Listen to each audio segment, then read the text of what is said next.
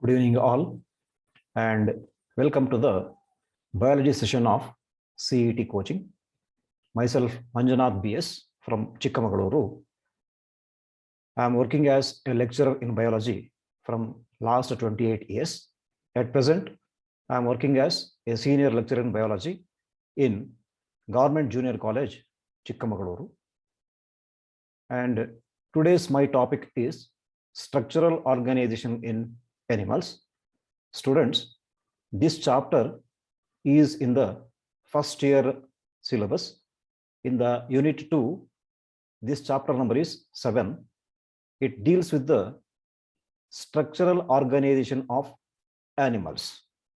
In this chapter, we will study about different types of tissues found in animals and the anatomical characters of some animals like earthworm, cockroach, and frog. Dear students, the study of tissue is called histology, and the study of internal structure of an organism is called anatomy. In tissues among the animals, we will find 4 main types of tissues. They are epithelial tissue, connective tissue, muscular tissue, and neural tissue. Epithelial tissue is generally called as lining tissue or covering tissue because it will be found in the internal organs and on the surface of some of the organs. So it is called a lining tissue or a covering tissue. Depending upon the presence, it will perform different functions. The second tissue is the connective tissue. As the name itself indicates, the connective tissue is responsible for connecting or linking different types of tissues and organs in an animal.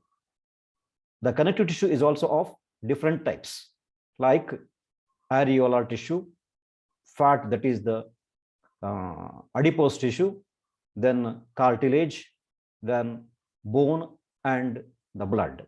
All these tissue will be responsible for linking and giving a definite shape to the organism, that is animal. The third type of tissue is muscular tissue. It is made up of muscles.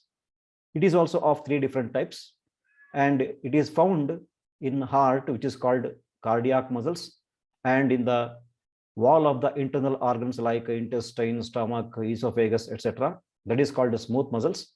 And the important one is skeletal muscles. This is found attached onto the skeletal system, and it is responsible for giving a definite shape to the animal. The last type of tissue is called neural tissue. Neural tissue is responsible for conducting the impulses and responses. That is, when we touch something, we will feel that it may hurt or it may make some damage. That will be the stimulus. It will be carried to the nervous system through the nerves, and the nerves are made up of these neural cells. Similarly, the response which is created by the brain is also taken to the responding organ through the nerves only, and the nerves are usually made up of neural tissue, and the neural tissue is comprising of 2 components, neuroglia, in which the neural cells are distributed. When we come to the anatomical studies in this chapter, we are studying about 3 different animals, the earthworm, cockroach, and frog. But I have left the questions on cockroach. I have put the questions only on earthworm and the frog. And we will move to the questions.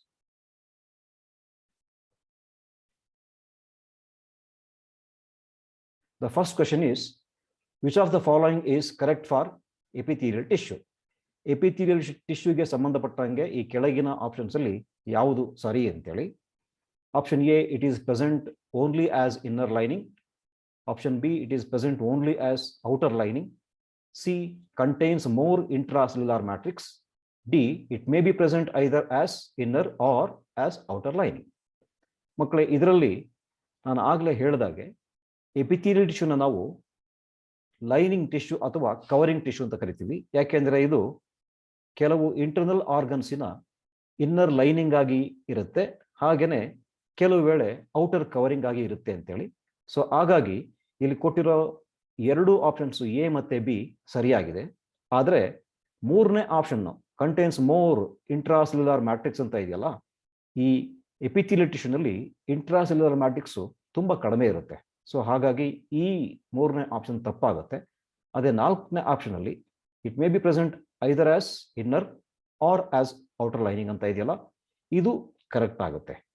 First A ಮತ್ತೆ B ಎರಡೂ correct ಇದೆ. ಆ ಎರಡನ್ನು ಸೇರಿಸಿ ಈ ನಾಲ್ಕನೇ D option ಅಲ್ಲಿ ಕೊಟ್ಟಿದ್ದೀವಿ. ಸೊ ಹಾಗಾಗಿ ಈ ಪ್ರಶ್ನೆಗೆ ಕರೆಕ್ಟ್ ಆದ ಉತ್ತರ ಯಾವುದು ಅಂತ ಹೇಳಿದ್ರೆ ಆಪ್ಷನ್ ಡಿ.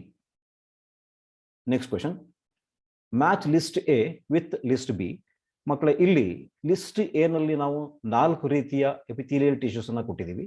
ಹಾಗೇನೆ ಲಿಸ್ಟ್ ಬಿ ನಲ್ಲಿ ಆ ಎಪಿಥೆಲಿಯಲ್ ಟಿಶ್ಯೂಸ್ ಯಾವ ಪಾರ್ಟ್ ಅಲ್ಲಿ ಲೊಕೇಟ್ ಆಗಿರುತ್ತೆ ಅನ್ನೋದನ್ನ ಕೊಟ್ಟಿದ್ದೀವಿ. ಲಿಸ್ಟ್ ಎ ನೋಡೋದಾದ್ರೆ ಮೊದಲನೇದು ಕ್ಯೂಬಾಯ್ಡಲ್ ಎಪಿಥೀಲಿಯಂ, ಎರಡನೇದು ಸೀಲಿಯೇಟೆಡ್ ಎಪಿಥೀಲಿಯಂ, ಮೂರನೇದು ಕಾಲಮ್ನಾರ್ ಎಪಿಥೀಲಿಯಂ, ನಾಲ್ಕನೇದು ಸ್ಕ್ವಾಮಸ್ ಎಪಿಥೀಲಿಯಂ.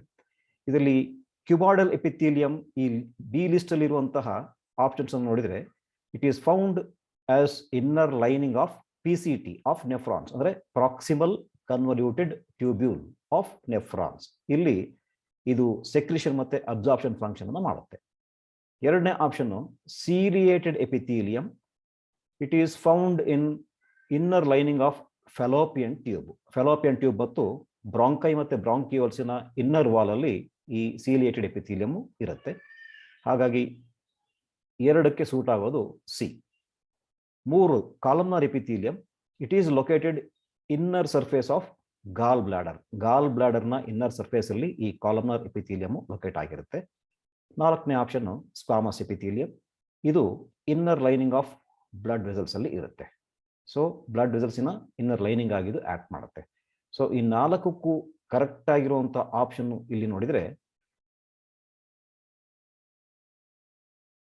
ಮೂರನೇ ಆಪ್ಷನ್ ನೋಡಿ, 1D cuboidal lining of PCT, 2C ಗೆ ciliated epithelium inner lining of fallopian tube, 3B ಗೆ columnar epithelium found in inner surface of gall bladder, 4A squamous epithelium found in inner lining of blood vessels.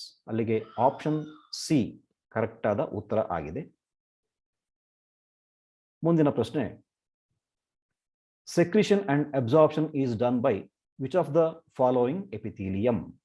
ಈ ಕೆಳಗೆ ಕೊಟ್ಟಿರುವಂತಹ 4 ರೀತಿಯ epithelial ಟಿಶ್ಯೂಗಳಲ್ಲಿ absorption ಮತ್ತು secretion function ನ ಯಾವುದು ಮಾಡುತ್ತೆ ಅಂತ ಕೇಳಿರೋದು. ಇಲ್ಲಿ ಮೊದಲನೇ ಆಪ್ಷನ್ ಸ್ಕ್ವಾಮಸ್ ಎಪಿಥೀಲಿಯಂ, ಇದು ಅಬ್ಸಾರ್ಪ್ಷನ್ ಫಂಕ್ಷನ್ ಅನ್ನ ಮಾಡೋದಿಲ್ಲ, ಇದು ಇನ್ನರ್ ಲೈನಿಂಗ್ ಅಥವಾ ಔಟರ್ ಕವರಿಂಗ್ ಆಗಿ ಆಕ್ಟ್ ಮಾಡುವಂಥದ್ದು. ಬಿ ಕ್ಯೂಬಾಯ್ಡಲ್ ಎಪಿಥೀಲಿಯಂ, ನಾನು ಆಗಲೇ ಮೆನ್ಷನ್ ಮಾಡಿದಂಗೆ ಹಿಂದಿನ ಕ್ವಶನ್ ಅಲ್ಲಿ cuboidal epithelium is found as the inner lining of PCT proximal convoluted tubule of nephron ಅಂತ ಮೆನ್ಷನ್ ಮಾಡಿದೆ.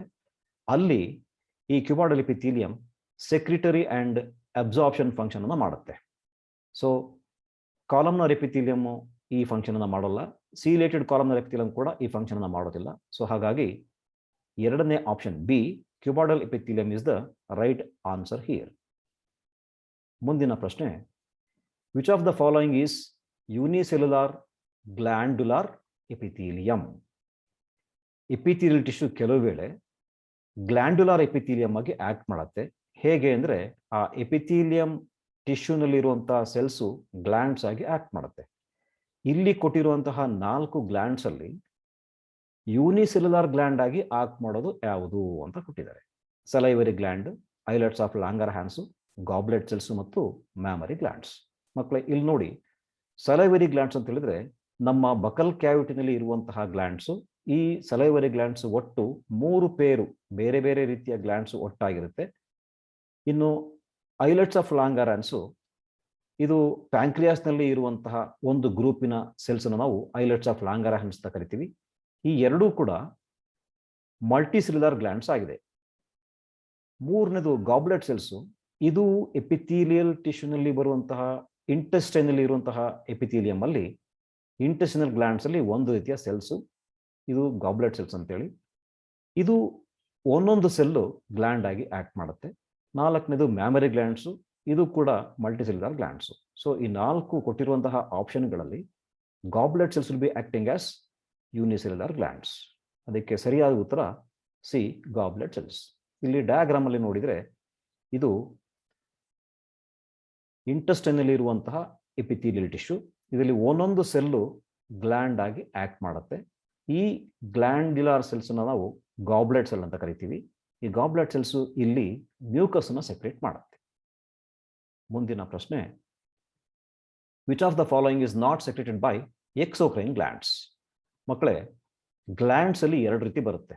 ಎಂಡೋಕ್ರೈನ್ ಗ್ಲ್ಯಾಂಡ್ಸ್ ಅಂತ ಒಂದು, ಎಕ್ಸೋಕ್ರೈನ್ ಗ್ಲ್ಯಾಂಡ್ಸ್ ಅಂತ ಒಂದು. ಎಂಡೋಕ್ರೈನ್ ಗ್ಲ್ಯಾಂಡ್ಸ್ ಅಂತ ಹೇಳಿದ್ರೆ ಆ ಗ್ಲ್ಯಾಂಡ್ಸಿನ ಸೆಕ್ರೀಷನ್ಸು ಆ ಗ್ಲ್ಯಾಂಡ್ಸ್ ಎಲ್ಲಿ ಲೊಕೇಟ್ ಆಗಿದೆಯೋ ಅದರ ಸರೌಂಡಿಂಗ್ ರೀಜನಿಗೆ ರಿಲೀಸ್ ಆಗುತ್ತೆ. ಯಾವುದೇ ಡಕ್ಟ್ ಮೂಲಕ ಬೇರೆ ಕಡೆಗೆ ಟ್ರಾನ್ಸ್ಪೋರ್ಟ್ ಆಗೋದಿಲ್ಲ. ಆದರೆ ಎಕ್ಸೋಕ್ರೈನ್ ಗ್ಲ್ಯಾಂಡ್ಸ್ ಅಂತ ಹೇಳಿದ್ರೆ ಈ ಗ್ಲ್ಯಾಂಡ್ಸಿನ ಸೆಕ್ರೀಷನ್ಸು ಆ ಗ್ಲ್ಯಾಂಡ್ಸ್ ಎಲ್ಲಿ ಲೊಕೇಟ್ ಆಗಿರುತ್ತೋ ಅಲ್ಲಿ ಸೆಕ್ರೀಟ್ ಆಗಿದ್ದು ಬೇರೆ ಜಾಗಕ್ಕೆ ಡಕ್ಟ್ಸ್ ಮೂಲಕ ಟ್ರಾನ್ಸ್ಪೋರ್ಟ್ ಆಗುತ್ತೆ. ಸೊ ಬೇರೆ ಕಡೆಗೆ ಡಕ್ಟ್ಸ್ ಮೂಲಕ ಟ್ರಾನ್ಸ್ಪೋರ್ಟ್ ಆದರೆ ಅದನ್ನ ಎಕ್ಸೋಕ್ರೈನ್ ಗ್ಲ್ಯಾಂಡ್ಸ್ ಅಂತ ಕರಿತೀವಿ. ಗ್ಲ್ಯಾಂಡ್ಸ್ ಇರೋ ಜಾಗದಲ್ಲೇ ಸೆಕ್ರೇಟ್ ಆಗಿರೋದನ್ನ ಎಂಡೋಕ್ರೈನ್ ಗ್ಲ್ಯಾಂಡ್ಸ್ ಅಂತ ಕರಿತೀವಿ. ಇಲ್ಲಿ ಕೊಟ್ಟಿರೋ 4 ಆಪ್ಷನ್ ಅಲ್ಲಿ ಇಯರ್ ವ್ಯಾಕ್ಸ್, ಆಯಿಲ್ ಮತ್ತೆ ಮಿಲ್ಕ್ ಇದು ಎಕ್ಸೋಕ್ರೈನ್ ಗ್ಲ್ಯಾಂಡ್ಸ್ ಇಂದ ಸೆಕ್ರೇಟ್ ಆಗಿ ಬೇರೆ ಕಡೆಗೆ ಡಕ್ಟ್ಸ್ ಮೂಲಕ ಟ್ರಾನ್ಸ್ಪೋರ್ಟ್ ಆಗುತ್ತೆ. ಸೊ ಹಾಗಾಗಿ ಈ 3 ಸರಿಯಾದ ಉತ್ತರ ಅಲ್ಲ. ಹಾರ್ಮೋನ್ಸು ಸೆಕ್ರೀಟ್ ಆಗೋದು ಎಂಡೋಕ್ರೈನ್ ಗ್ಲ್ಯಾಂಡ್ಸ್ ಮೂಲಕನೇ, ಎಲ್ಲಿ ಸೆಕ್ರೀಟ್ ಆಗುತ್ತೋ ಅಲ್ಲೇ ರಿಲೀಸ್ ಆಗುತ್ತೆ. ಸೊ ಹಾಗಾಗಿ ಇದಕ್ಕೆ ಸರಿಯಾದ ಉತ್ತರ ಡಿ, ಹಾರ್ಮೋನ್ಸ್. ಮುಂದಿನ ಪ್ರಶ್ನೆ, which of the following junctions facilitate the cell to communicate with each other connecting the cytoplasm of adjoining cells? ಮಕ್ಕಳೇ, ಎಪಿಥೀಲಿಯಲ್ ಟಿಶ್ಯೂಸ್ ಅಲ್ಲಿ ನಾವು 3 ರೀತಿಯ ಜಂಕ್ಷನ್ಸ್ ಅಂತ ನೋಡ್ತೀವಿ.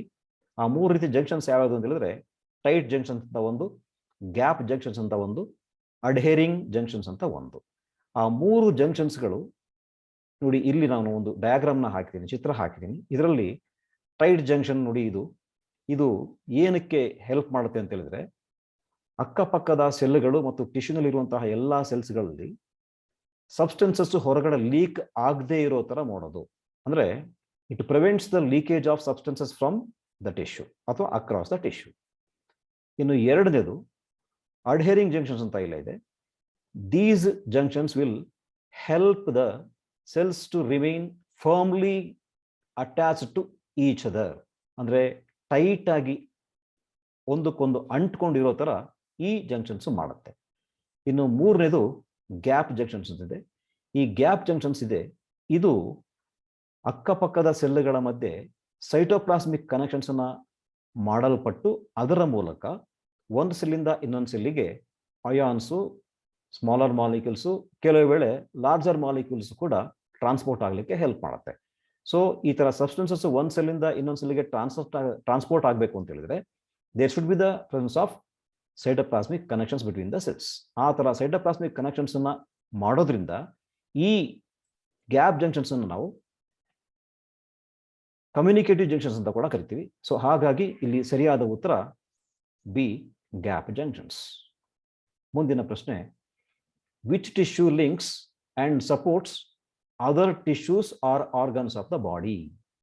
ಇಲ್ಲಿ ಕ್ವೆಶ್ಚನ್ ಕೆಳಗೆ ಕೊಟ್ಟಿರುವಂತಹ ಯಾವ ಟಿಶ್ಯೂ ಒಂದು ಆರ್ಗ್ಯಾನಿಸಮಿನ ಬಾಡಿನಲ್ಲಿ ಬೇರೆ ಬೇರೆ ಟಿಶ್ಯೂಸ್ ಮತ್ತು ಆರ್ಗನ್ಸ್ ಅನ್ನ ಕನೆಕ್ಟ್ ಮಾಡುತ್ತೆ ಅಂತೇಳಿ.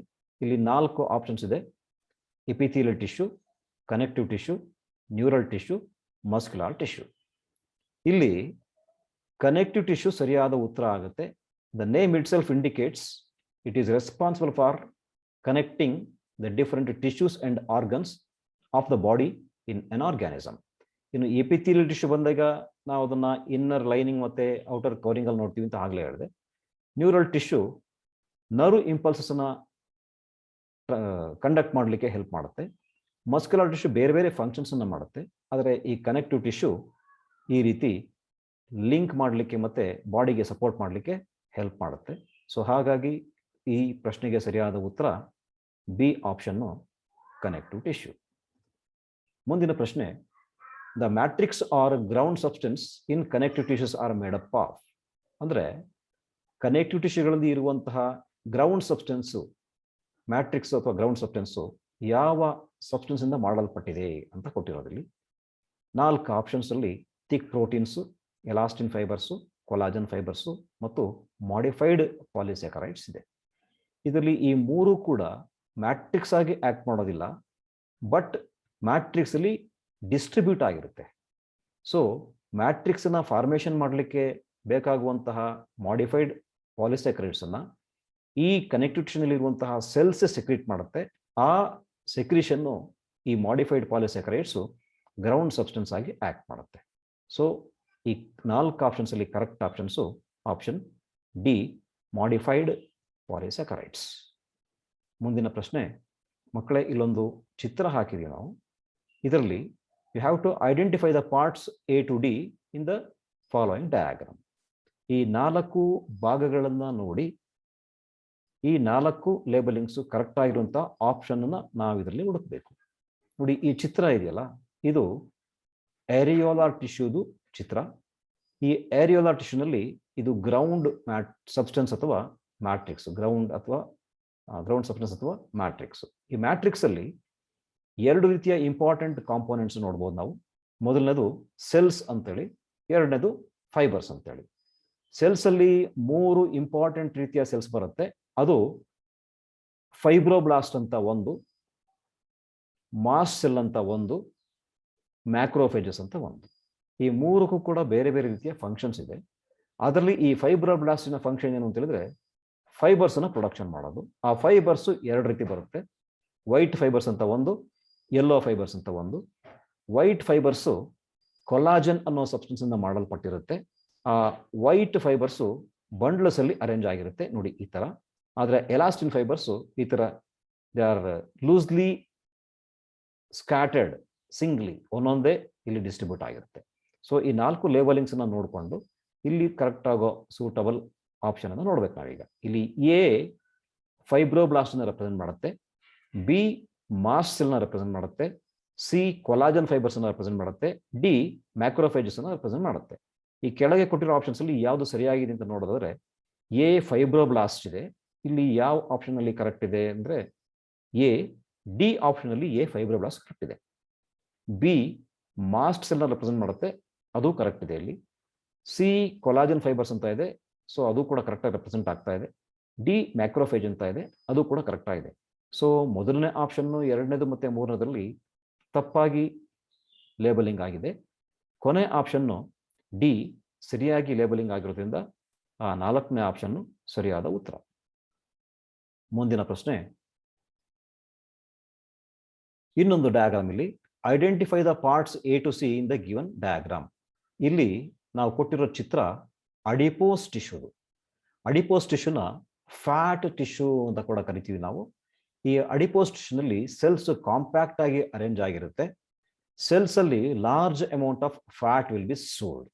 ಅಂದ್ರೆ ಈ ಜೀವಕೋಶದ ಅತಿ ಹೆಚ್ಚು ಭಾಗ ಫ್ಯಾಟ್ ಸ್ಟೋರ್ ಆಗಿರೋದ್ರಿಂದ ಅದನ್ನ ಫ್ಯಾಟ್ ಸ್ಟೋರೇಜ್ ಏರಿಯಾ ಅಂತ ನಾವು ಕರಿತೀವಿ.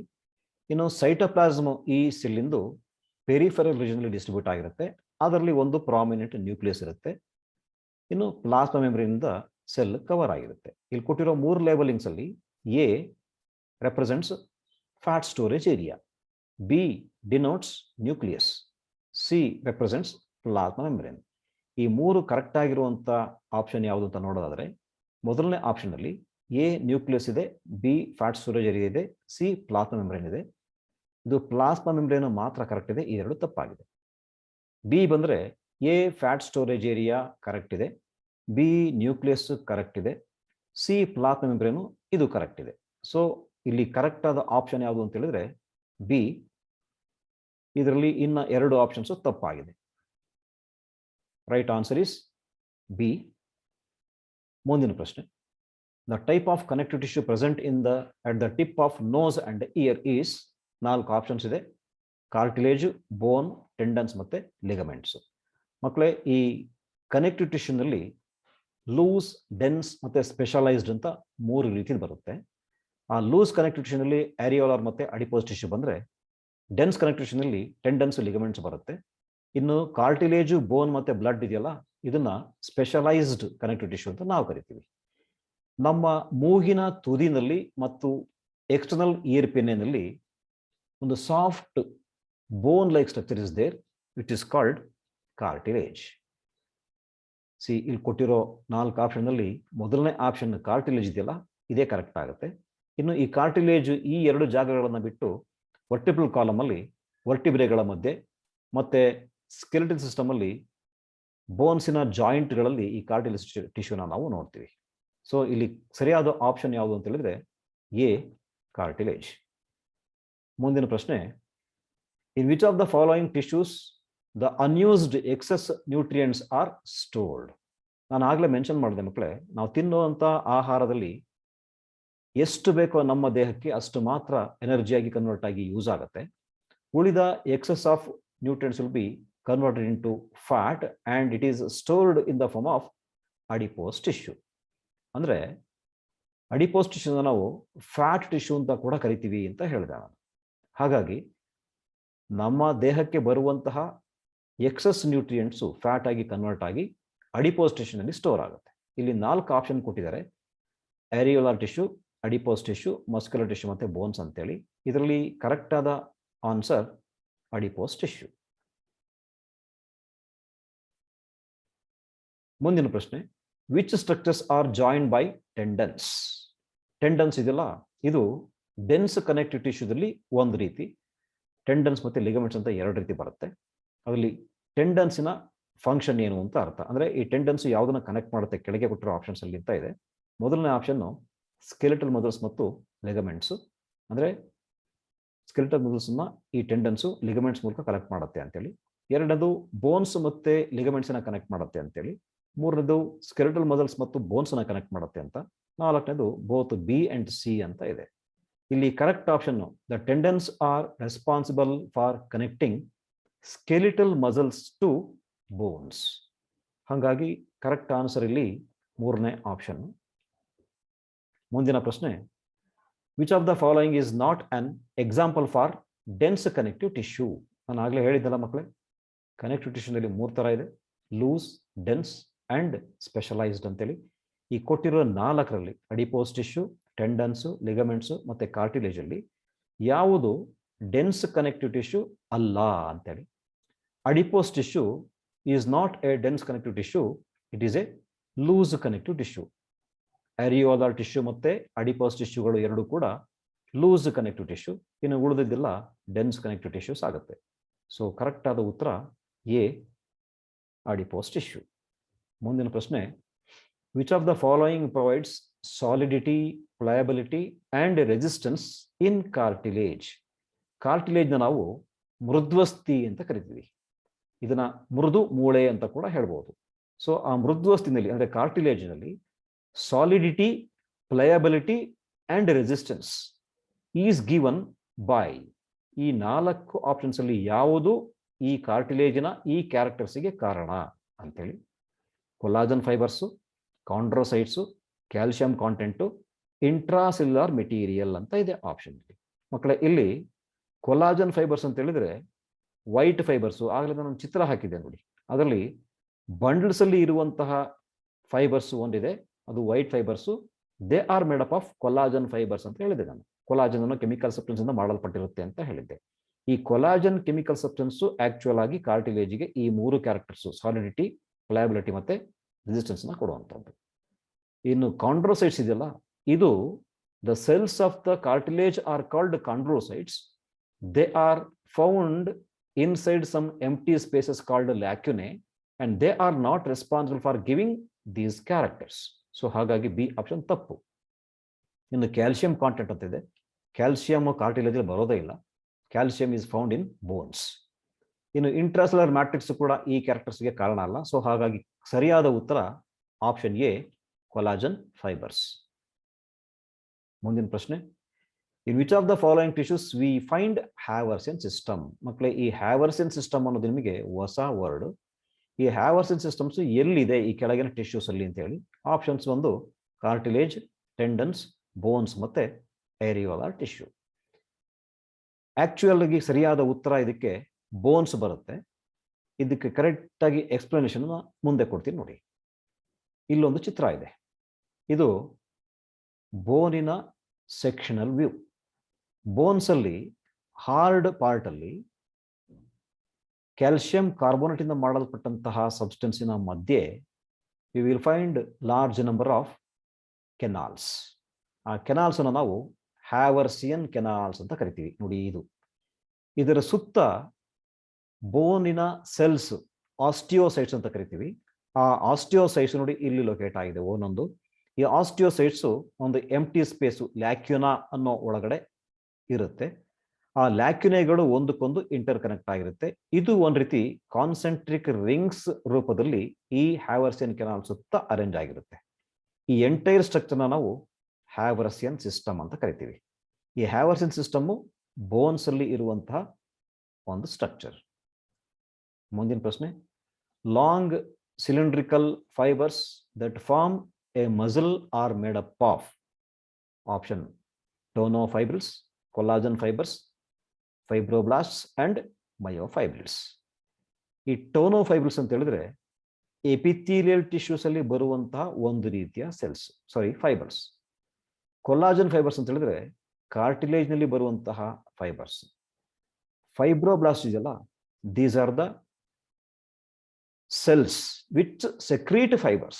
They are found in cartilage. ಆದರೆ ಕೊನೆ ಆಪ್ಷನ್ ನೋಡಿ ಮಯೋಫೈಬ್ರಿಲ್ಸ್ ಅಂತ ಇದೆ.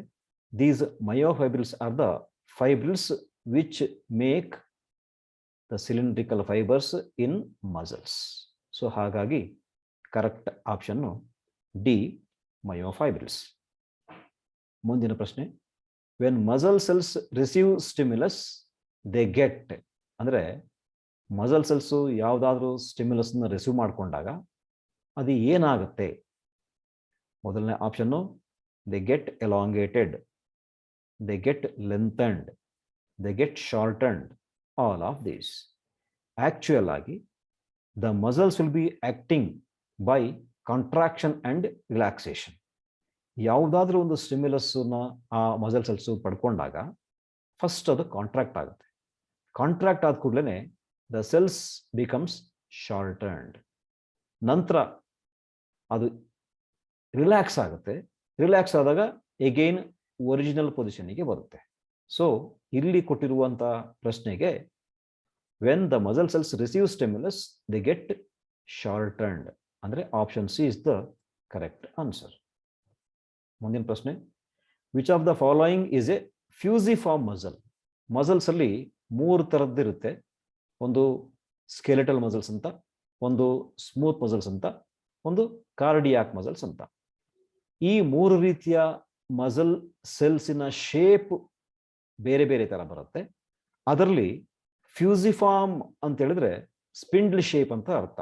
ಈ ಫ್ಯೂಸಿಫಾರ್ಮ್ ಮಸಲ್ ಸೆಲ್ಸ್ ಯಾವುದರಲ್ಲಿದೆ ಅಂತ ಕೇಳಿರೋದು ಪ್ರಶ್ನೆ. ಆಕ್ಚುಯಲ್ ಆಗಿ ಇದರಲ್ಲಿ ಸ್ಮೂತ್ ಮಸಲ್ಸ್ ಅಲ್ಲಿ ಫ್ಯೂಸಿಫಾರ್ಮ್ ಮಸಲ್ಸ್ ಬರುತ್ತೆ. ಯಾಕೆ ಅಂತ ಕೇಳಿದ್ರೆ ಈ ಫ್ಯೂಸಿಫಾರ್ಮ್ ಮಸಲ್ಸು ಸ್ಪಿಂಡ್ಲ್ ಶೇಪ್ ಇರುತ್ತೆ. ಸ್ಪಿಂಡ್ಲ್ ಶೇಪ್ ಅಂತ ಹೇಳಿದ್ರೆ ಈ ತರ ಆ ಕಡೆ ಮತ್ತೆ ಈ ಕಡೆ ಎರಡೂ ಎಂಡ್ಗಳಲ್ಲಿ ಟೇಪರಿಂಗ್ ಎಂಡ್ಸ್ ಅನ್ನ ಹೊಂದಿದ್ದು ಮಧ್ಯದಲ್ಲಿ ಬ್ರಾಡ್ ಆಗಿರುತ್ತೆ. ಈ ಶೇಪ್ ಅನ್ನು ನಾವು ಫ್ಯೂಸಿಫಾರ್ಮ್ ಅಂತ ಕರಿತೀವಿ ಅಥವಾ ಸ್ಪಿಂಡ್ಲ್ ಶೇಪ್ ಅಂತ ಕರಿತೀವಿ. ಈ ತರ ಫ್ಯೂಸಿಫಾರ್ಮ್ ಮಸಲ್ಸ್ ಯಾವುದು ಅಂದ್ರೆ ಸ್ಮೂತ್ ಮಸಲ್ಸ್. ಮುಂದಿನ ಪ್ರಶ್ನೆ, choose the correct option with reference to the diagrams. ನಾಗಲೇ ಹೇಳಿದ್ನಲ್ಲ ಮಸಲ್ಸ್ ಅಲ್ಲಿ 3 ರೀತಿ ಬರುತ್ತೆ ಅಂತ ನೋಡಿ. ಒಂದು skeletal muscle, smooth muscle, cardiac muscle. ಈ 3 ಮಸಲ್ಸ್ಗೆ ಸಂಬಂಧಪಟ್ಟಂತ ಕ್ಯಾರೆಕ್ಟರ್ಸ್ ಈ 4 ಆಪ್ಷನ್ಸ್ ಅಲ್ಲಿ ಬರುತ್ತೆ ನೋಡಿ. ಈ ಸ್ಕೆಲೆಟಲ್ ಮಸಲ್ಸ್ ಅಲ್ಲಿ ಸೆಲ್ಸ್ ಸಿಲಿಂಡ್ರಿಕಲ್ ಇದೆ, having blunt ends and they are having alternate light and dark bands and they are compactly arranged. These are voluntary muscles. They are under the control of will. ನೋಡಿ ಇದು smooth muscles. The smooth muscles are having spindle shape, fusiform shape, that is tapering at both the ends and broad in the middle. These are involuntary muscles. Third one, cardiac muscles. ಇದರಲ್ಲಿ ಕೂಡ cells cylindrical ಇದೆ, blunt ends ಇದೆ, alternate light dark bands ಇದೆ, but they are branched. ಈ cardiac ಮಸಲ್ಗೂ skeletal ಮಸಲ್ಗೂ ಇರೋ ಒಂದು difference ಅಂದ್ರೆ cardiac muscle cells R branched. ಇದು ಕೂಡ involuntary in its function. So ಈ ಕ್ಯಾರೆಕ್ಟರ್ಸ್ಗೆ ಸಂಬಂಧಪಟ್ಟಂಗೆ ಇಲ್ಲಿ ಕೊಟ್ಟಿರೋ ಆಪ್ಷನ್ಸ್ ನೋಡೋದಾದ್ರೆ A is involuntary and skeletal ಅಂತ ಇದೆ. ಇದು ಸ್ಕೆಲಿಟಲ್ ಮಸಲ್ ಬಟ್ ಇನ್ವಾಲಂಟರಿ ಅಲ್ಲ, voluntary. B voluntary and smooth ಅಂತ ಇದೆ. ಇದು ಸ್ಮೂತ್ ಮಸಲ್ ಹೌದು ಬಟ್ ವಾಲಂಟರಿ ಅಲ್ಲ. ಸಿ ಇನ್ವಾಲಂಟರಿ ಅಂಡ್ ಕಾರ್ಡಿಯಾಕ್ ಅಂತ ಇದೆ. ಇದು ಕರೆಕ್ಟ್ ಇದೆ. ಅಲ್ಲಿಗೆ ಆಪ್ಷನ್ ಎ ನಲ್ಲಿ ಸಿ ಮಾತ್ರ ಸರಿ ಇದೆ. ಬಿ ಬಂದ್ರೆ ವಾಲಂಟರಿ ಆ್ಯಂಡ್ ಸ್ಕೆಲಿಟಲ್ ಕರೆಕ್ಟ್ ಇದೆ. ಇನ್ವಾಲಂಟರಿ ಆ್ಯಂಡ್ ಸ್ಮೂತ್ ಇದು ಕರೆಕ್ಟ್ ಇದೆ. ಇನ್ವಾಲಂಟರಿ ಆ್ಯಂಡ್ ಕಾರ್ಡಿಯಾಕ್ ಅಂತ ಇದೆ. ಇದು ಸರಿ ಇದೆ. So option B voluntary and skeletal, involuntary and smooth, involuntary and cardiac. So ಈ ಪ್ರಶ್ನೆಗೆ ಸರಿಯಾದ ಉತ್ತರ ಬಿ ಆಗಿರೋದ್ರಿಂದ ಸಿ ಮತ್ತು ಡಿ ನಾವು ನೋಡೋ ಅವಶ್ಯಕತೆ ಇಲ್ಲ. ಮುಂದಿನ ಪ್ರಶ್ನೆ, which of the following cells are excitable cells? ಯಾವುದಾದ್ರೂ ಸ್ಟಿಮ್ಯುಲಸ್ ಅನ್ನ ರಿಸೀವ್ ಮಾಡಿಕೊಂಡಾಗ ಈ ಕೆಳಗಿನ 4ರಲ್ಲಿ ಯಾವ ಸೆಲ್ಸ್ ಎಕ್ಸೈಟ್ ಆಗುತ್ತೆ ಅಂತ ಕೊಟ್ಟಿದ್ದಾರೆ. ಕೇಳಿರೋದು ಪ್ರಶ್ನೆ. Muscle cells, blood cells, neural cells ಮತ್ತೆ ಬೋನ್ ಸೆಲ್ಸ್. ಈ ಬ್ಲಡ್ ಸೆಲ್ಸ್ ಮತ್ತೆ ಬೋನ್ ಸೆಲ್ಸು ಕನೆಕ್ಟಿವ್ ಟಿಶ್ಯೂ ಆಗಿರೋದ್ರಿಂದ ಇದು ಯಾವುದೇ ರೀತಿಯ ಎಕ್ಸೈಟೇಷನ್ಗೆ ಒಳಗಾಗೋದಿಲ್ಲ. ಇನ್ನು ಮಸಲ್ ಸೆಲ್ಸು ಎಕ್ಸೈಟ್ ಆಗೋದಿಲ್ಲ, ದೇ ಬಿಕಮ್ಸ್ ಕಾಂಟ್ರಾಕ್ಟೆಡ್. ಮೂರನೇ ಆಪ್ಷನ್ ಸಿ ನ್ಯೂರಲ್ ಸೆಲ್ಸ್ ಇದೆಯಲ್ಲ, these cells when receive any stimulus they becomes excited. So ಹಾಗಾಗಿ ಇಲ್ಲಿ ಸರಿಯಾದ ಉತ್ತರ option C neural cells. The electrical disturbance generated in neural cells travels through options neuroglia, cytoplasm, plasma membrane, axon. ಇಲ್ಲಿ ಕೊಟ್ಟಿರೋ question ಏನು? The electrical disturbance generated in neural cells travels through. ಈ neural cells electrical impulses ಅನ್ನ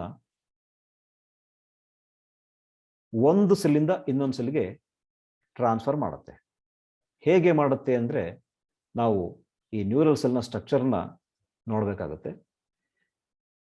ಈ neural cell ಅಲ್ಲಿ cell body ಇದೆ. It is having many dendrites. The cell body extends as axon. Axon terminates in telodendrites. The axon will be surrounded by Schwann cells. ನೋಡಿ, ಇಲ್ಲಿ actual ಆಗಿ impulse ಅನ್ನ receive ಮಾಡ್ಕೊಳ್ಳೋದು dendrites. ಆ dendrites ಅಲ್ಲಿ receive ಆದಂಥ impulse ಈ ಪ್ಲಾಸ್ಮಾ ಮೆಂಬ್ರೇನ್ ಮೂಲಕ, ಆಕ್ಸಾನ್ ಮೂಲಕ ಟೀಲೋಡೆಂಡ್ರೈಟ್ಸ್ಗೆ ಟ್ರಾನ್ಸ್ಫರ್ ಆಗಿ, ಟ್ರಾವೆಲ್ ಆಗಿ ಮುಂದಿನ ನ್ಯೂರಾನಿಗೆ ಟ್ರಾನ್ಸ್ಫರ್ ಆಗುತ್ತೆ. So the electrical disturbance generated in neural cells travels through plasma membrane. 23ನೇ question, choose the correct option. ನೋಡಿ, ಇಲ್ಲಿ ಕೊಟ್ಟಿರೋ 4 ಆಪ್ಷನ್ಸ್ ಅಲ್ಲಿ ಈ ಚಿತ್ರಕ್ಕೆ ಸಂಬಂಧಪಟ್ಟಂತ ಲೇಬಲಿಂಗ್ಸ್ ಯಾವುದರಲ್ಲಿ ಸರಿಯಾಗಿದೆ ಅಂತ ನಾವು ನೋಡಬೇಕಿಲ್ಲಿ. ನೋಡಿ, ಈ ಚಿತ್ರ ನ್ಯೂರಲ್ ಟಿಶ್ಯೂದು ಒಂದು ಭಾಗ. ನ್ಯೂರಲ್ ಟಿಶ್ಯೂನಲ್ಲಿ ನಾವು 2 ಕಾಂಪೊನೆಂಟ್ಸ್ ಅನ್ನು ಇಂಪಾರ್ಟೆಂಟ್ ಆಗಿ ನೋಡ್ತೀವಿ. ಒಂದು ನ್ಯೂರೋಗ್ಲಿಯಾ ಅಂತೇಳಿ, ಅದರಲ್ಲಿ ಈ ನ್ಯೂರಲ್ ಸೆಲ್ಸು ಡಿಸ್ಟ್ರಿಬ್ಯೂಟ್ ಆಗಿರುತ್ತೆ. ಇಲ್ಲಿ ಕೊಟ್ಟಿರೋ 4 ಲೇಬಲಿಂಗ್ಸ್ ಅಲ್ಲಿ A represents axon, B represents cell body, C represents dendrite and D represents neuroglia. ಈ 4 ಆಪ್ಷನ್ಸ್ ಯಾವುದರಲ್ಲಿ ಕರೆಕ್ಟ್ ಆಗಿದೆ ಅಂತ ನಾವು ನೋಡೋದಾದ್ರೆ, ಆಪ್ಷನ್ ಎ ನಲ್ಲಿ ಆಕ್ಸಾನ್ ಕರೆಕ್ಟ್ ಇದೆ.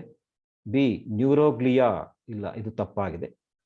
ಆಪ್ಷನ್ ಬಿ ನಲ್ಲಿ ಎ ಡೆಂಡ್ರೈಟ್, ನೋಡಿ ಇದೇ ತಪ್ಪಾಗ್ಬಿಟ್ಟಿದೆ ಇಲ್ಲಿ. ಆಪ್ಷನ್ ಸಿ ನಲ್ಲಿ ಎ ಆಕ್ಸಾನ್ ಕರೆಕ್ಟ್ ಆಗಿದೆ, ಬಿ ಸೆಲ್ ಬಾಡಿ ಕರೆಕ್ಟ್ ಆಗಿದೆ, ಸಿ ಡೆಂಡ್ರೈಟ್ ಕರೆಕ್ಟ್ ಆಗಿದೆ, ನ್ಯೂರೋಗ್ಲಿಯಾ ಡಿ ಅದು ಕೂಡ ಕರೆಕ್ಟ್ ಆಗಿದೆ. ಸೊ ಈ 4 ಲೇಬಲಿಂಗ್ ಕರೆಕ್ಟ್ ಆಗಿರೋದು ಆಪ್ಷನ್ ಸಿ ನಲ್ಲಿ. ಹಾಗಾಗಿ ಸರಿಯಾದ ಉತ್ತರ ಸಿ. ಮುಂದಿನ ಪ್ರಶ್ನೆ, what do you call the study of morphology of internal organs in the animals? ಪ್ರಾಣಿಗಳಲ್ಲಿ ಇಂಟರ್ನಲ್ ಆರ್ಗನ್ಸ್ ನ ಮಾರ್ಫಾಲಜಿ ಸ್ಟಡಿ ಮಾಡೋದನ್ನ ಯಾವ ಬ್ರಾಂಚ್ ಅಂತೇಳಿ. ನೋಡಿ, ಇಲ್ಲಿ 4 ಆಪ್ಷನ್ಸ್ ಕೊಟ್ಟಿದ್ದಾರೆ. ಮೊದಲನೇ option physiology. Physiology is the study of functioning in an organism. Anatomy is the study of internal structure of an organism. Internal morphology ಅಂತ ಯಾವುದೇ ಬ್ರಾಂಚ್ ಇಲ್ಲ. ಹಿಸ್ಟಾಲಜಿ ಅಂದ್ರೆ the study of tissues. So ಇಲ್ಲಿ ಕೊಟ್ಟಿರೋ question, what do you call the study of morphology of internal organs? ಅಂದ್ರೆ internal ಆರ್ಗನ್ಸ್ಗೆ ಸಂಬಂಧಪಟ್ಟಂಗೆ ನಾವು ಅನಾಟಮಿ ಅಂತ ಕರಿತೀವಿ. The study of internal structure of an organism is called anatomy. ಅದನ್ನೇ ನಾವು ಮಾರ್ಫಾಲಜಿ ಆಫ್ ಇಂಟರ್ನಲ್ ಆರ್ಗನ್ಸ್ ಅಂತ ಕೂಡ ಕರೆಯೋದು. ಸೊ ಹಾಗಾಗಿ ಇಲ್ಲಿ ಕರೆಕ್ಟ್ ಆಪ್ಷನ್ ಬಂದು ಆಪ್ಷನ್ ಬಿ, ಅನಾಟಮಿ. ಮುಂದಿನ ಪ್ರಶ್ನೆ, what is true for earthworm? ಅರ್ಥ್ವಮ್ಗೆ ಸಂಬಂಧಪಟ್ಟಂಗೆ ಕೆಳಗೆ ಕೊಟ್ಟಿರುವಂತಹ ಸ್ಟೇಟ್ಮೆಂಟ್ಸ್ ಅಲ್ಲಿ ಯಾವುದು ಸರಿ ಅಂತೇಳಿ ಕೇಳಿರೋದು. ಆಪ್ಷನ್ ಎ, ಸಿಫಾಲೈಸೇಷನ್ ಪ್ರೆಸೆಂಟ್ ಅಂತ ಕೊಟ್ಟಿದ್ದಾರೆ. ಸಿಫಾಲೈಸೇಷನ್ ಅಂದ್ರೆ ಏನು? Some of the anterior segments in segmented animals will form head. The formation of head by the fusion of some anterior segments is called cephalization. ಈ ಸಿಫಾಲೈಸೇಷನ್ ಅರ್ಥ್ವಮ್ ಅಲ್ಲಿ ಇರುತ್ತಾ? ಇಲ್ಲ, ಇಟ್ ಇಸ್ ನೋ ಹೆಡ್. ಇದು Arthropoda ಫೈಲಮಿನ important future. ಅಂದ್ರೆ ಆರ್ಥ್ರೋಪೋಡಾಗೆ ಇದು ಸೇರಿಲ್ಲ, ಹಾಗೆ ಇದರಲ್ಲಿ ಹೆಡ್ ಫಾರ್ಮೇಷನ್ ಇರೋದಿಲ್ಲ, ಹಂಗಾಗಿ ಇದು ತಪ್ಪು. B, usually hermaphrodite and no free living larva stage. Earthworm are bisexual animals. The bisexual condition is called hermaphrodite nature. ಅಂದ್ರೆ ಮೇಲ್ ಮತ್ತೆ ಫಿಮೇಲ್ ಸೆಕ್ಸ್ ಆರ್ಗನ್ಸು ಎರಡು ಒಂದೇ ಅನಿಮಲ್ ಅಲ್ಲಿ ಬರುವಂತದ್ದು. ಇನ್ನು ಸೆಕೆಂಡ್ ಪಾರ್ಟ್ ಬಿ, ಇದರಲ್ಲಿ no free living larva stage. Earthworm ಅಲ್ಲಿ larval stage ಇರೋದಿಲ್ಲ. ಸೊ ಹಾಗಾಗಿ ಈ ಎರಡನೇ ಆಪ್ಷನ್ ಸರಿ ಆಗುತ್ತೆ. ಇನ್ನು ಮೂರನೇದಕ್ಕೆ ಹೋದ್ರೆ ಪ್ಯಾರಾಪೋಡಿಯಾ ಪ್ರೆಸೆಂಟ್ ಅಂತ ಕೊಟ್ಟಿದ್ದಾರೆ. ಪ್ಯಾರಾಪೋಡಿಯಾ ಅರ್ಥ್ವಮ್ ಅಲ್ಲಿ ಇರೋದಿಲ್ಲ. ಇನ್ನು ಎಕ್ಸ್ಕ್ಲೂಡಿವ್ ಆರ್ಗನ್ಸ್ ಆರ್ ಮಾಲ್ಫಿಜಿಯನ್ ಟ್ಯೂಬಲ್ಸ್ ಅಂತ ಕೊಟ್ಟಿದ್ದಾರೆ. ಈ ಮಾಲ್ಫಿಜಿಯನ್ ಟ್ಯೂಬಲ್ಸು ಕಾಕ್ರೋಚ್ ಅಲ್ಲಿ ಬರುವಂಥದ್ದು ಎಕ್ಸ್ಕ್ರಿಟರಿ ಆರ್ಗನ್ಸ್ ಆಗಿ, ಬಟ್ ಅರ್ಥ್ವಮ್ ಅಲ್ಲಿ nephridia are the excretory organs. So ಹಾಗಾಗಿ ಇಲ್ಲಿ ಕೊಟ್ಟಿರೋ ಆಪ್ಷನ್ಸ್ ಅಲ್ಲಿ B, usually hermaphrodite and no free living larva stage is correct answer. ಮುಂದಿನ ಪ್ರಶ್ನೆ, what is the number of pores in the body wall of Pheretima concern with reproduction?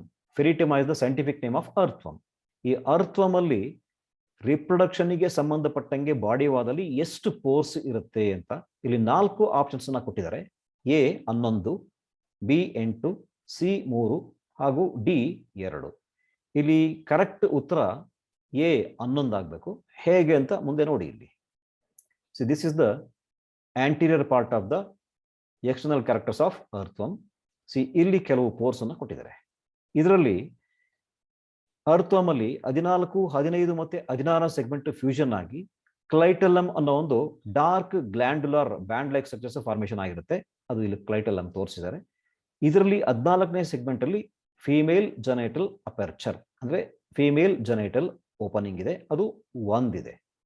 ಹಾಗೇನೆ 18ನೇ segments ಅಲ್ಲಿ ನೋಡಿ ಇಲ್ಲಿ ಕೊಟ್ಟಿದ್ದಾರೆ, ಒಂದು ಪೇರ್ ವೆಂಟ್ರಲ್ ಸರ್ಫೇಸ್ ಅಲ್ಲಿ ಮೇಲ್ genital ಅಪರ್ಚರ್ಸ್ ಇರುತ್ತೆ, ಅಂದ್ರೆ ಮೇಲ್ ಜೆನೈಟಲ್ ಪೋರ್ಸ್. ಅಲ್ಲಿಗೆ 1 ಮತ್ತೆ 2 ಸೇರ್ಕೊಂಡ್ರೆ 3 ಆಯ್ತು. ಇನ್ನು ಈ ಚಿತ್ರಕ್ಕೆ ಬಂದ್ರೆ ಇದರಲ್ಲಿ 6ರಿಂದ 9ನೇ segment, 6, 7, 8, 9ನೇ segment.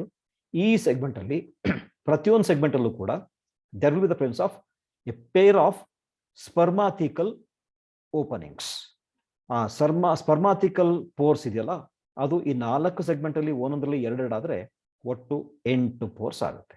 8 + 2 10 + 1 11. So the correct option is option A 11. Next question, in which part of earthworm chemoreceptors are found? Chemoreceptors are the chemical receptors, or otherwise called as taste receptors.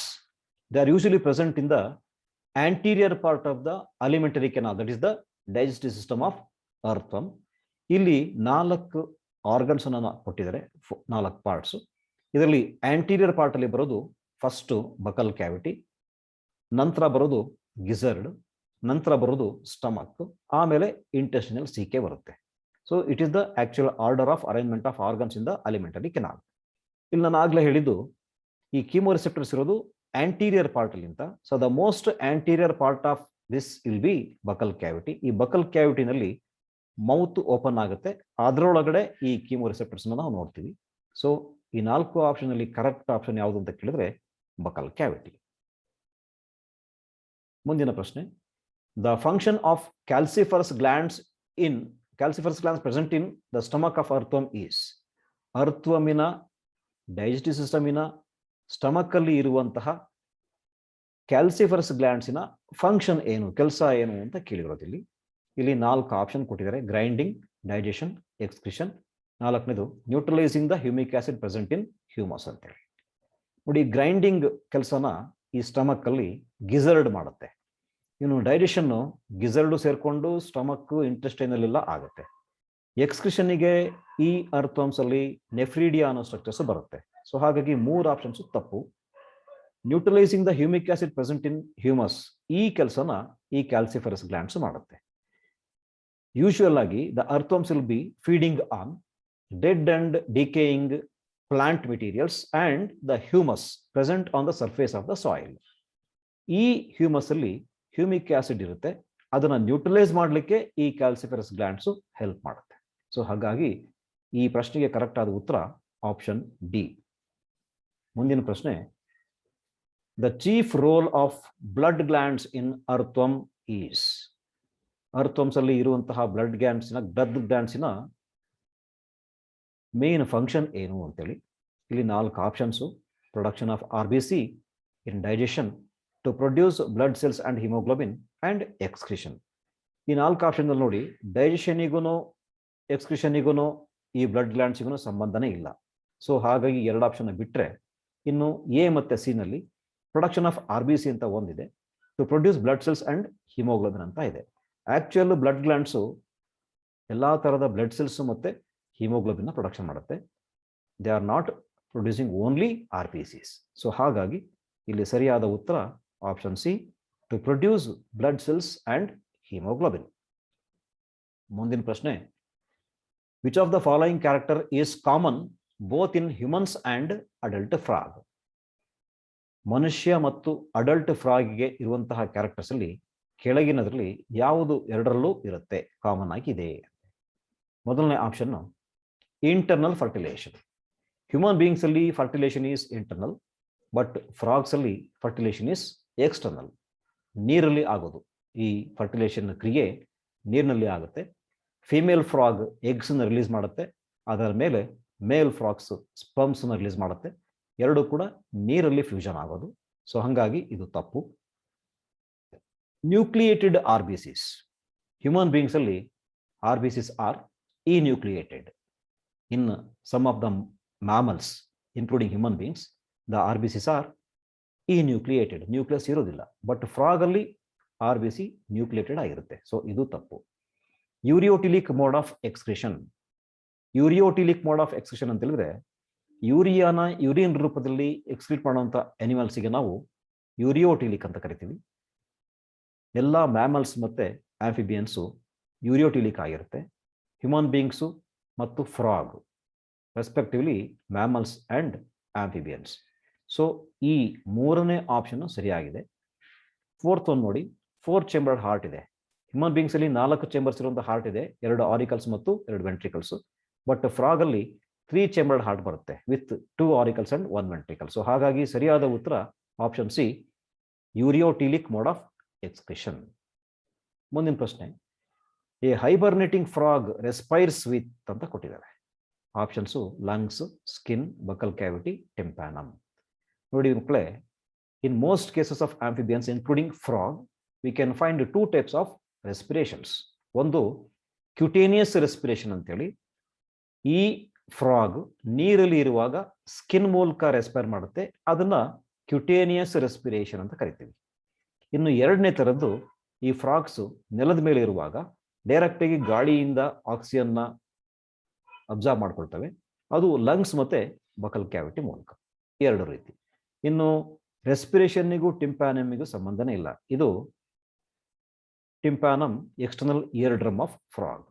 So ಇಲ್ಲಿ ಕೇಳಿರೋ ಪ್ರಶ್ನೆ, a hibernating frog respires with ಅಂತೇಳಿ, ಇಲ್ಲಿ skin ಮೂಲಕ cutaneous respiration ಅನ್ನು ಮಾಡುತ್ತೆ.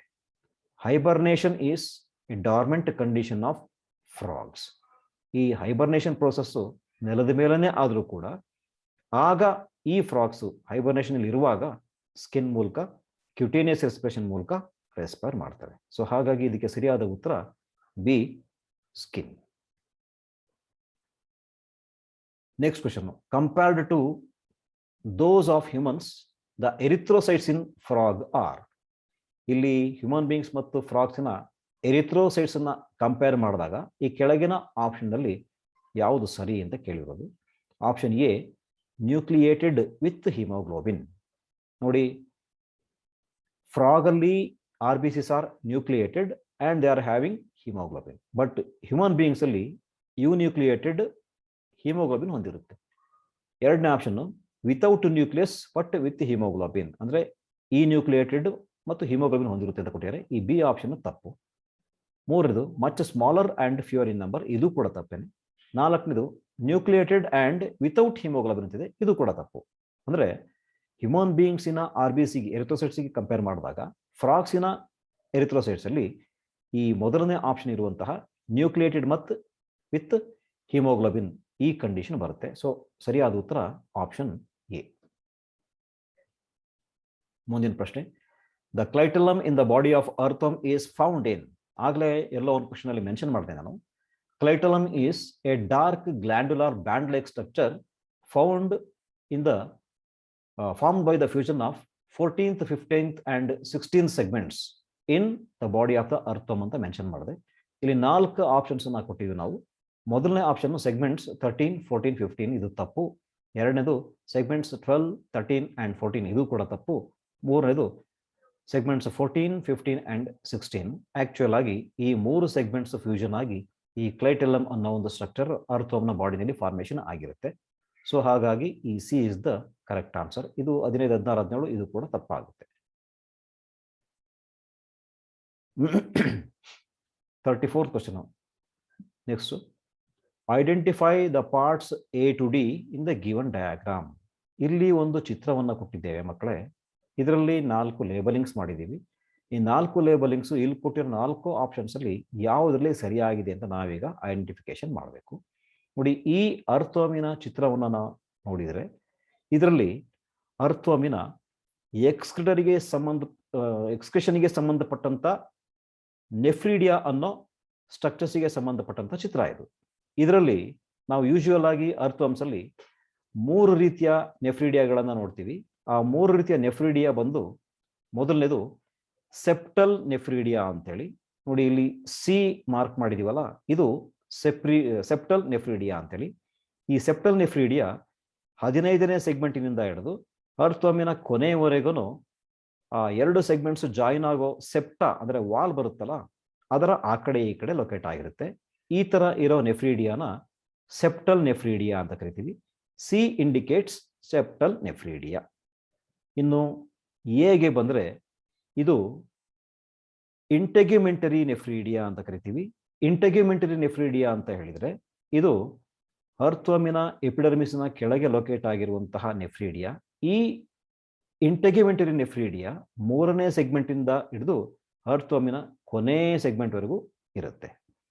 ಇನ್ನು 3ನೇ ತರದ ನೆಫ್ರಿಡಿಯಾನ ನಾವು ಫ್ಯಾರಿಂಜಿಯಲ್ ನೆಫ್ರಿಡಿಯಾ ಅಂತ ಕರಿತೀವಿ.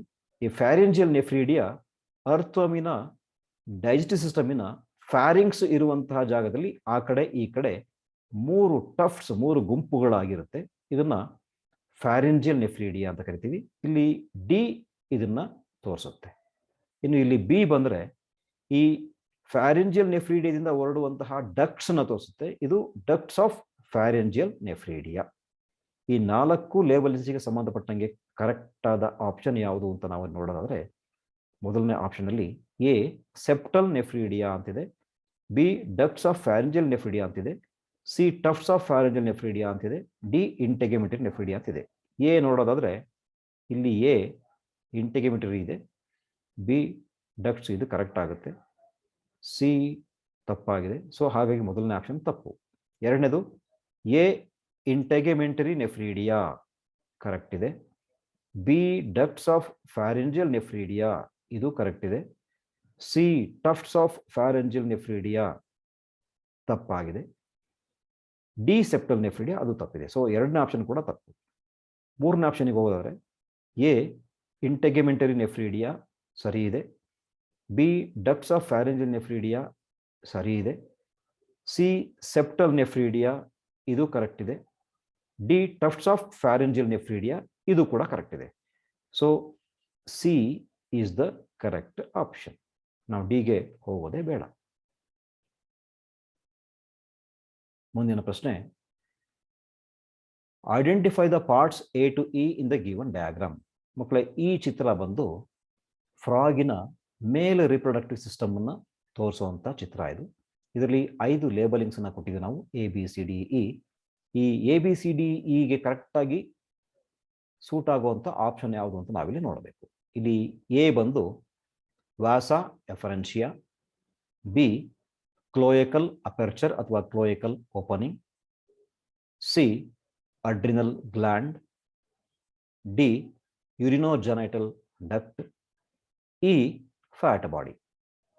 ಈ ಲೇಬಲಿಂಗ್ಸ್ ನ ಕರೆಕ್ಟ್ ಆಗಿ ಯಾವುದ್ರಲ್ಲಿ ಕೊಟ್ಟಿದ್ದಾರೆ ಅಂತ ನಾವು ನೋಡೋದಾದ್ರೆ ಮೊದಲನೇ ಆಪ್ಷನ್ ಎ ವ್ಯಾಸ ಎಫರೆನ್ಷಿಯಾ ಸರಿ ಇದೆ, ಬಿ ಕ್ಲೋಯಕಲ್ ಅಪರ್ಚರ್ ಅದು ಸರಿ ಇದೆ, ಸಿ ಅಡ್ರಿನಲ್ ಗ್ಲ್ಯಾಂಡ್ ಅದು ಕೂಡ ಸರಿ ಇದೆ, ಡಿ ಯುರಿನೋಜೆನೈಟಲ್ ಡಕ್ಟ್ ಅದು ಕೂಡ ಸರಿ ಇದೆ, ಇ ಫ್ಯಾಟ್ ಬಾಡೀಸು ಅದು ಸರಿ ಇದೆ. ಇಲ್ಲಿ ಮೊದಲನೇ ಆಪ್ಷನ್ನೇ ಸರಿಯಾಗಿರೋದ್ರಿಂದ ನಾವು ಮುಂದಿನ ಆಪ್ಷನ್ಗೆ ಹೋಗೋದು ಬೇಕಾಗಿಲ್ಲ. ಮಕ್ಕಳೇ, ಈ ರೀತಿಯ ಚಿತ್ರಗಳನ್ನು ಕೊಟ್ಟು ನಾವು ಲೇಬಲಿಂಗ್ಸ್ನ ಕರೆಕ್ಟಾಗಿ ಆಪ್ಷನ್ಗಳಲ್ಲಿ ಚೆಕ್ ಮಾಡಿ ಅಂತ ಕೊಟ್ಟಾಗ ನೀವು ಡಯಾಗ್ರಾಮ್ಸ್ನ ಬಗ್ಗೆ ಕರೆಕ್ಟಾಗಿ ನಾಲೆಡ್ಜನ್ನ ಹೊಂದಿರಬೇಕಾಗುತ್ತೆ. ಆ ಡಯಾಗ್ರಾಮ್ಸ್ ಬಗ್ಗೆ ಕರೆಕ್ಟಾಗಿ ಗೊತ್ತಿದ್ರೆ ಈ ಆ ಥರದ ಕ್ವಶನ್ಗಳನ್ನು ನಾವು ಆನ್ಸರ್ ಮಾಡಲಿಕ್ಕೆ ಈಸಿ ಆಗುತ್ತೆ. ಸೊ ಇಲ್ಲಿ ಕರೆಕ್ಟ್ ಆಪ್ಷನ್ನು ಎ ಇದೆ. ಮಕ್ಕಳೇ, ಇಲ್ಲಿವರೆಗೂ ನಾನು ಸುಮಾರು 35 ಪ್ರಶ್ನೆಗಳನ್ನು ಈ ಸ್ಟ್ರಕ್ಚರಲ್ ಆರ್ಗನೈಸೇಷನ್ ಇನ್ ಅನಿಮಲ್ಸ್ ಅನ್ನೋ ಚಾಪ್ಟರ್ ಬಗ್ಗೆ ಹೇಳಿಕೊಟ್ಟೆ ನಿಮಗೆ. ಈ CET ಕೋಚಿಂಗ್ ಕ್ಲಾಸಲ್ಲಿ ನನಗೊಂದು ಆಪರ್ಚುನಿಟಿನ ಕೊಟ್ಟಂತಹ ಎಲ್ಲರಿಗೂ ಧನ್ಯವಾದಗಳು. ಹಾಗೂ ಮಕ್ಕಳೇ, ಈ ಮುಂದಿನ ಎಕ್ಸಾಮಿನೇಷನ್ಸಿಗೆ ನೀವೆಲ್ಲ ಚೆನ್ನಾಗಿ ಮಾಡಿ ನಿಮಗೆಲ್ಲ ಒಳ್ಳೆಯದಾಗಲಿ ಅಂತೇಳಿ ಹಾರೈಸ್ತೇನೆ. Thank you.